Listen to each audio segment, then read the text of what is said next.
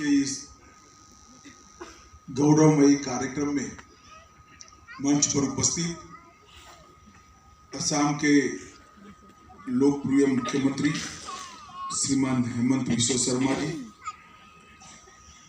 Doctor Manoj Pegu जी, शिक्षा मंत्री असम सरकार,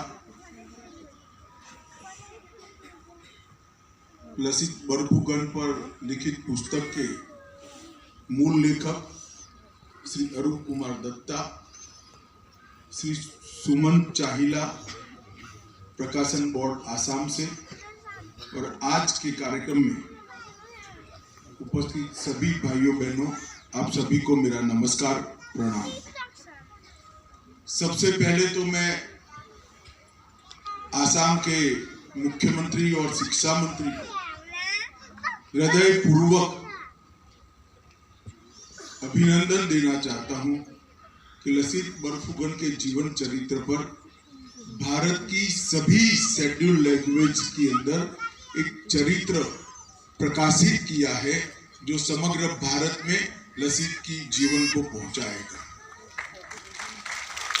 मित्रों, ये काम आप कल्पना नहीं कर सकते कितना बड़ा है।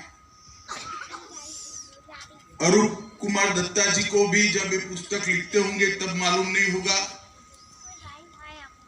कि इसके इतनी सारी भाषाओं में अनुवाद होने के बाद इसके परिणाम क्या है।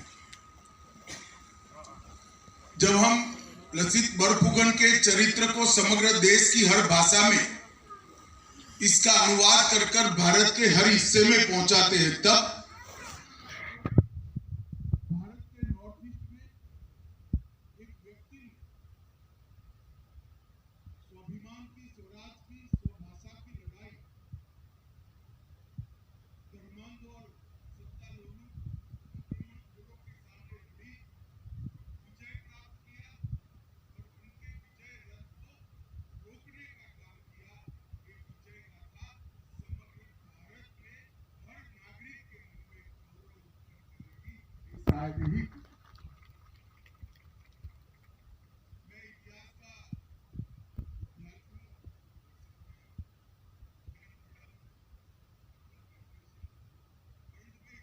विद्यार्थी बचपन में जब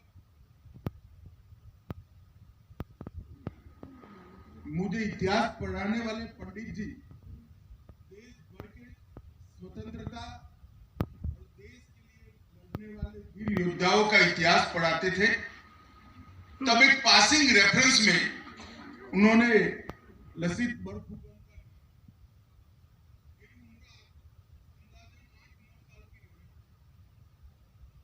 हमारे सरकारी अभ्यासों में तो आज भी लसित बरफुकन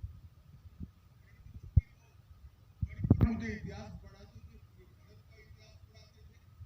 उस वक्त मैंने पूछा कि लसित बरफुकन कौन था, तो उन्होंने कहा कि पूर्वी भारत के छत्रपति शिवाजी महाराज अगर किसी को कहा जा सकता है,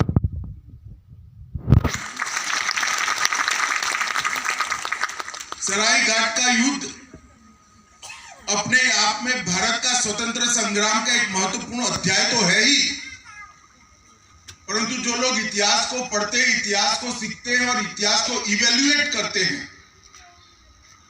उनके एक छोटी सी ऐतिहासिक घटना के दूरगामी परिणाम क्या होते हैं उसका इवेल्युएशन भी होता है। और अगर आज मुझे कोई पूछे कि सरायघाट के युद्ध में मुगल जीतते और लसित हार जाते तो क्या होता, तो मैं बिल्कुल झिझक के बगैर कह सकता हूं, असम बांग्लादेश का हिस्सा होता, भारत का हिस्सा न होता। आज पूरा असम, पूरा नॉर्थ ईस्ट भारत के साथ जुड़ा है। इसका मूल कारण राजा पृथ्वी से लेकर पृथु से लेकर लसित तक, खिलजी से लेकर औरंगजेब तक हर समय पर सत्ता लोलुप लोगों ने किए हुए आक्रमण को यहाँ पर पराजित किया गया और आसाम इसी के कारण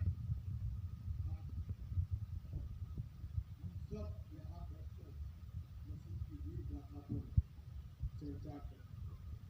मित्रों, मैं अरूप दत्ता जी की पुस्तक को पढ़ा तो नहीं, मगर मैंने थोड़ा डिटेल जरूर हेमंत जी से बुलाया।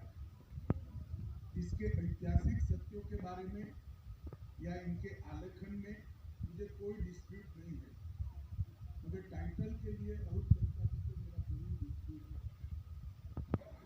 लसित बरफुकन असम के वीर पुत्र नहीं थे, लसित बरफुकन समग्र भारत के वीर पुत्रों में शुमार। और हमारे इतिहास को उठाकर देखें तो जब से भी आक्रमण हुआ, हर जगह पे संघर्ष हुआ, हर जगह पे बलिदान दिए गए, और इसीलिए आज भारत का मूल स्वरूप पकड़कर हम आगे बढ़ रहे हैं। परंतु हमारे इतिहासकारों ने शुरुआती समय में हमारे यहाँ कोई फॉर्मल इतिहास की रचना की व्यवस्था नहीं थी। काव्यों के अंदर इतिहास लिखे जाते थे। अंग्रेजों ने इसको किंवदंती कहकर समाप्त कर दिया, कोई मान्यता नहीं दी। मुगलों ने थोड़ा इतिहास लिखने का प्रयास किया, उसके बाद अंग्रेज दृष्टिकोण से इतिहास को हमें पढ़ाया गया, इतिहास लिखा गया। इसके कारण हजारों वर्ष पुराना हमारा ये राष्ट्र, इसकी ढेर सारी वीर गाथाएं, इसकी ढेर सारी गौरवप्रद घटनाएं, जैसे लसित बरफुकन है, इसी प्रकार की इतिहास से गायब कर दी, और अगर रखी भी तो एक रेफरेंस के रूप में रखी है। इसको गौरवान्वित कर कर प्रेरणादायी तरीके से आने वाली पीढ़ी इससे कुछ सीख सके और आने वाली पीढ़ी इसको आगे बढ़ा सके, इस तरह से नहीं रखा। जब मैं हेमंत विश्व शर्मा जी दिल्ली आए थे, लसित की जन्म जयंती का प्रसंग था, मोदी जी भी गए थे, मैं भी गया था। तब मैंने हेमंत जी को कहा था कि लसित के चरित्र को एक बार भारत की हर भाषा में पहुंचाकर इसको हर यूनिवर्सिटी के लाइब्रेरी और शोधकर्ताओं के लिए रेफरेंस बुक के रूप में। मैं अरूप दत्ता जी का बहुत बहुत आभारी हूं कि उन्होंने बहुत खूबी के साथ लसित के जीवन चरित्र को और उनके व्यक्तित्व की ऊंचाइयों को, उनके निजी जीवन की महानता को आलेखित किया। मित्रों, हम सभी जानते हैं कि अभी देश आजादी का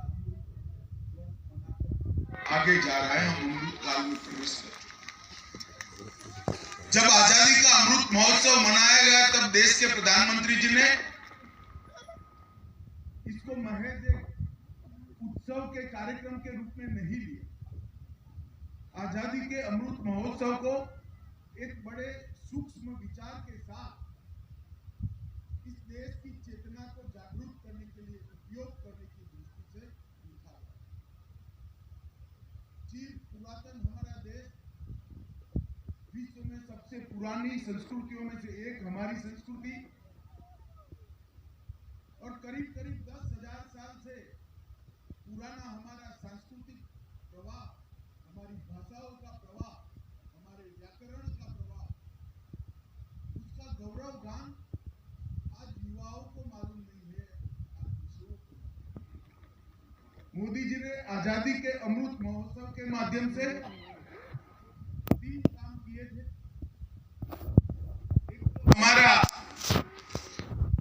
आजादी का इतना लंबा संघर्ष 1857 से लेकर 1947 तक का, 1025 से हमारा संघर्ष शुरू हुआ। अनेक नामी योद्धा जो काल के कपाल में विस्मृत हो गए, जिनको कोई याद नहीं करता।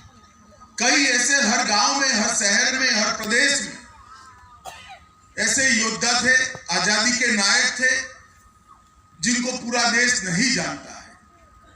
आजादी के अमृत महोत्सव के माध्यम से